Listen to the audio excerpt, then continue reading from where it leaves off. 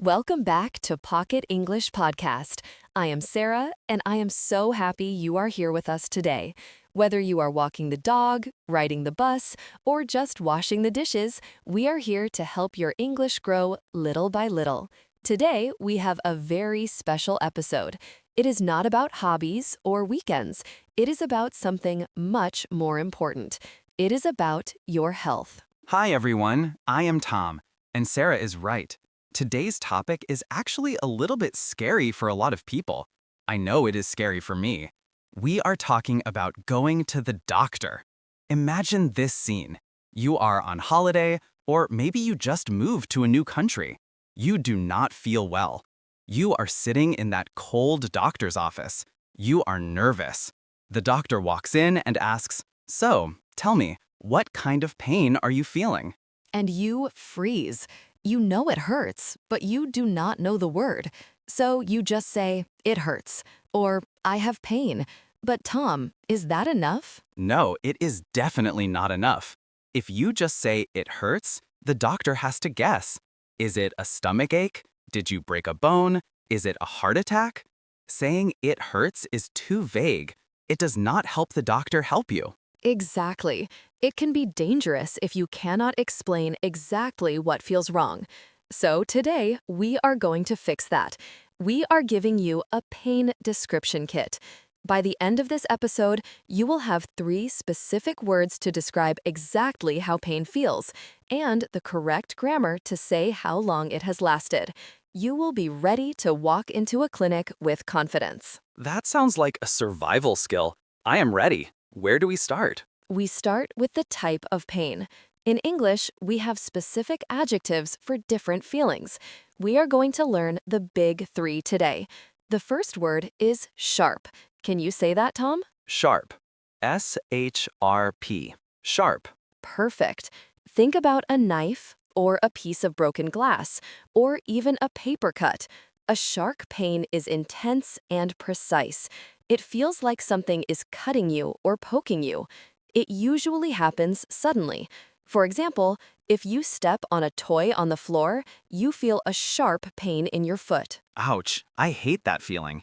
So if I have a stomach issue, but it feels like someone is stabbing me, I should say, I have a sharp pain in my stomach. Exactly. That tells the doctor it is acute and focused. Now, let's look at the opposite.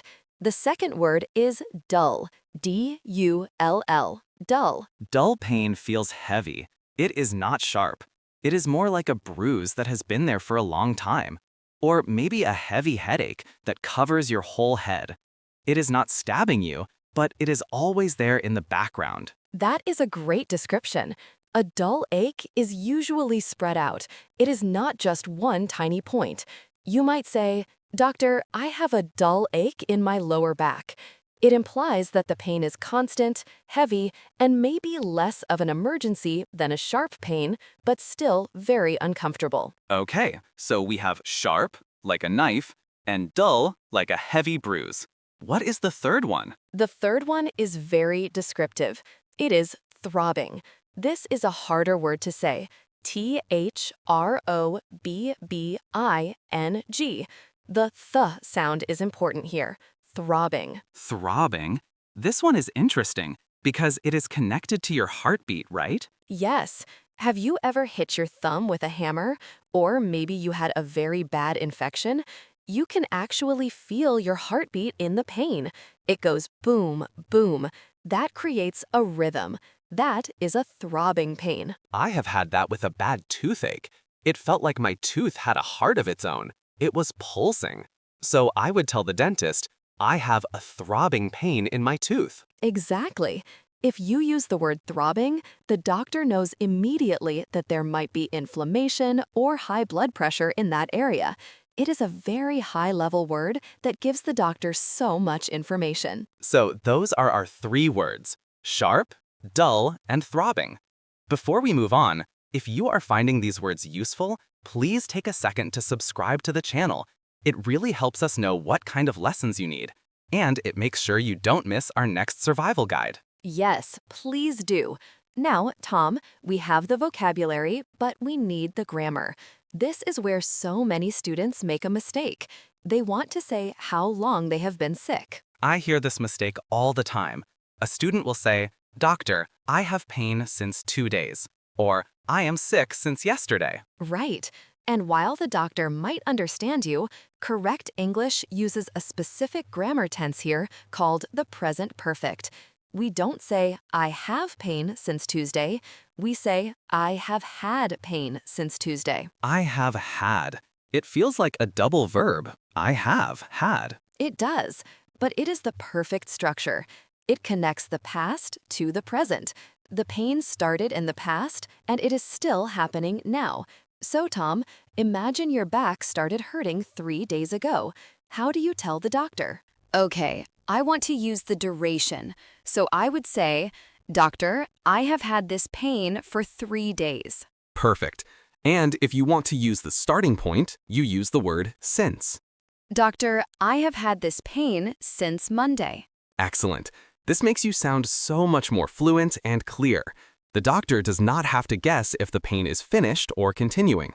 So we have the type of pain, and we have the time. Now we need one last thing, the severity. How bad is it? Usually, doctors ask for a number from 1 to 10, but sometimes we need words. Right. We are going to teach you 3 levels. The first level is mild, M-I-L-D. Mild means it is small. You can ignore it, you can still go to work. It is annoying, but it is okay. The next level up is uncomfortable. This means you cannot ignore it. Maybe you cannot sleep well. Maybe you cannot focus on your work. It is distracting. And the top level, the emergency level, is unbearable. This word comes from the verb bear, which means to carry or to tolerate. If something is unbearable, you cannot tolerate it. You might be crying, you need help immediately. If you tell a doctor the pain is unbearable, they will treat you very quickly. It is a strong word.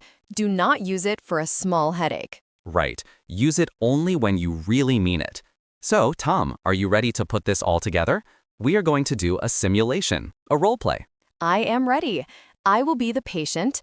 I woke up this morning feeling terrible. You can be Dr. Sarah. Okay. I am sitting at my desk. You just walked in. Hello. Welcome. What brings you in today? Hi, doctor. I have a problem with my right knee. I see. Can you describe the pain for me? Well, usually it is just a dull ache. It feels heavy when I walk, but if I run or twist my leg, I get a sharp pain right in the center. Okay. Dull most of the time, but sharp when you move. And how long have you had this problem? I have had the dull ache for about 2 weeks, but the sharp pain started yesterday. And on a scale of 1 to 10, how bad is it right now? Right now, sitting here, it is mild, but when I stand up, it becomes uncomfortable. It is not unbearable, but I am worried. Okay, thank you for explaining that clearly. Let's take a look. And scene. Tom, that was perfect. You used every part of our kit. It felt much easier than just saying, my knee hurts. I could feel that you understood me better. Exactly. You gave me the history with I have had, you gave me the specific feeling with dull and sharp, and you told me the impact with uncomfortable. That is how you get good medical care. I think everyone listening should try that role play themselves. Rewind the video a little bit, listen to Dr. Sarah's questions, and try to answer with your own imaginary symptoms. That is a great idea. Speaking practice is the only way to lock these words in your memory. So, Sarah, what is the action step for today? What should our listeners do right now? I have a very specific task for you. I want you to take out your phone, open the Notes app where you keep your shopping lists or ideas, create a new note, and title it Medical English. And in that note, write down our 3 key adjectives: sharp, dull, and throbbing. And maybe add the sentence pattern, I have had pain for. Do this now while you are thinking about it. Hopefully, you will never need this note. Hopefully, you stay healthy forever. But if you are ever in an emergency or you are nervous in a waiting room, you can open your phone, look at that note, and feel calm. You will have the words right in your pocket. That is great advice. It's like a digital first aid kit. Thank you so much for listening to Pocket English today. We know this topic was a little serious, but learning to protect your health is one of the best reasons to learn a language. Absolutely. You did a great job today. Go make that note in your phone, and we will see you in the next episode for something a little lighter. Press play, relax, and let your English grow. See you next time.